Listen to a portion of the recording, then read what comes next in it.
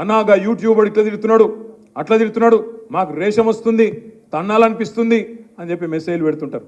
నేను ఒకటే అంటున్నా, ఎవరిని తన్నులు అవసరం లేదు, గుద్దులు అవసరం లేదు.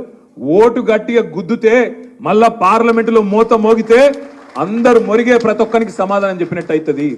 రేవంత్ రెడ్డి నుంచి మొదలు పెడితే యూట్యూబ్లో మొరిగే కుక్కల దాకా అందరికి సమాధానం చెప్పాలంటే మన గెలుపే దానికి సమాధానం అవుతుంది తప్ప ఇంకొకటి కాదు.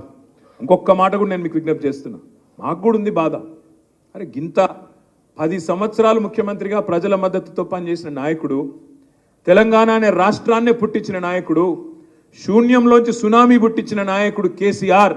అట్లాంటి కేసీఆర్ను పట్టుకొని నోటికొచ్చిన మాటలు మాట్లాడుతుంటే మీకెంత బాధ ఉందో నాకు కూడా అంతే బాధ ఉంది. కానీ ఈ సన్నాసులకు సమాధానం చెప్పాలంటే, కరెక్టు జవాబు చెప్పాలంటే పార్లమెంట్లోనే మన ఓటుతోని మనం వేసే వేటే వీళ్ళకు కరెక్ట్ సమాధానం. బాధ ఉంది, మాటలు వింటుంటే రక్తం మరుగుతుంది. అప్పుడప్పుడు రేవంత్ రెడ్డి మాట్లాడతాడు, నా కొడకల్లారా, నా మాట ముఖ్యమంత్రి, నా కొడకల్లారా చూసుకుంటా, మెడల పేగులేసుకుంటా, కడుపు దించుతా, పేగులు తీసి మెడలేసుకుంటా అంటాడు. ఆయన ముఖ్యమంత్రి లేదా బోటీ కొట్టేటోడా నాకు అర్థం కాదు. మెడల పేగులు వేసుకుంటే నాకు అర్థం కాదు. అదేం దౌర్భాగ్యం, మెడల పేగులు వేసుకుంటా అంటాడు ఒకసారి.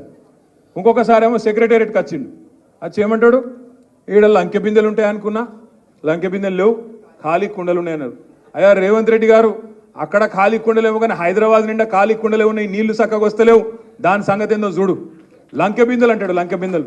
ఆలోచించును మీరు, లంకె బిందెలట. ఎవడెత్తుతాడో లంకె బిందెల కోసం? పచ్చి దొంగలు, గడపారలు పట్టుకొని తట్టపారలు పట్టుకొని నెత్తి మీద బట్టగప్పుకొని అర్ధరాత్రి చీకట్లో తిరిగేది ఎవడు? దొంగలు. పాడువాడ గుడ్ల చుట్టూ, పాడువాడ గడిల చుట్టూ తిరిగేది దొంగలు. ఈయన ఏం చేసిండో గతంలో నాకు తెలియదు, తెలుగుదేశంలో ఏం చేసిండో ఈయన నాకు తెలియదు. మా మల్లన్నకే బాగా దోస్తాను, నాకు తెలియదు పెద్ద. నేను ఎందుకంటున్నా అంటే, నువ్వే చెప్పినావు మరి, నేను చెప్పాను పాత దోస్తాను. నేను ఎందుకంటున్నా అంటే ఇదివరకు ఏం చేస్తున్నాడో తెలియదు కానీ అన్ని గిసొంటి మాటలే ఉన్నాయి. ఇంకో మాట అంటాడు, మొన్న జేబుల కత్తెర పెట్టుకొని తిరుగుతున్నా అంటాడు. నాకు తెలియకడితే జేబుల కత్తెర ఎవడు పెట్టుకుంటాడే? ఇక మీకు ఎరికే. ఆయన నాకు తెలియకడితే జేబుల కత్తెర పెట్టుకొని తిరుగుతాడు ఎవడన్నా ముఖ్యమంత్రి? కొద్దిగా అటు ఇటు అయితే డేంజర్ కాదు? ఇట్లుంటుంది కథ. నేనేమంటున్నా, మీరు గుర్తుపెట్టుకోండి. ఇక గిసొంటోడు ముఖ్యమంత్రి అయితే మాకు కూడా సిగ్గే ఉన్నది, మాకు కూడా సిగ్గు అనిపిస్తుంది. అమ్మ ఏడోకెళ్ళి వచ్చిండ్రా పోయి, ఏడుకెళ్ళి మోపోయినని మాకు కూడా బాధనే ఉంది. అందుకే మూతి మీద తన్నినట్టు సమాధానం చెప్పాలంటే, జాడిచ్చి తన్నినట్టు మొన్న హైదరాబాద్లో ఎట్లా తన్నినరో మళ్ళొకసారి కాంగ్రెస్ని అట్లే జాడిచ్చి సికింద్రాబాద్లో, చేవేళ్ల, మల్కాజ్గిరిలో మళ్ళా జాడిచ్చి తంతే ఆ నోరు మూత వడాలే. ఒక్క సీటు గెలవరు అనే నోరు, అడ్డమైన కారు కూతలు మూత వడాలంటే కారు ఉరకాలే. 100 కిలోమీటర్ల రఫ్తారుతో కారు ఊరికి లక్ష్మారెడ్డి గారు బ్రహ్మాండంగా గెలిచి తీరాలి.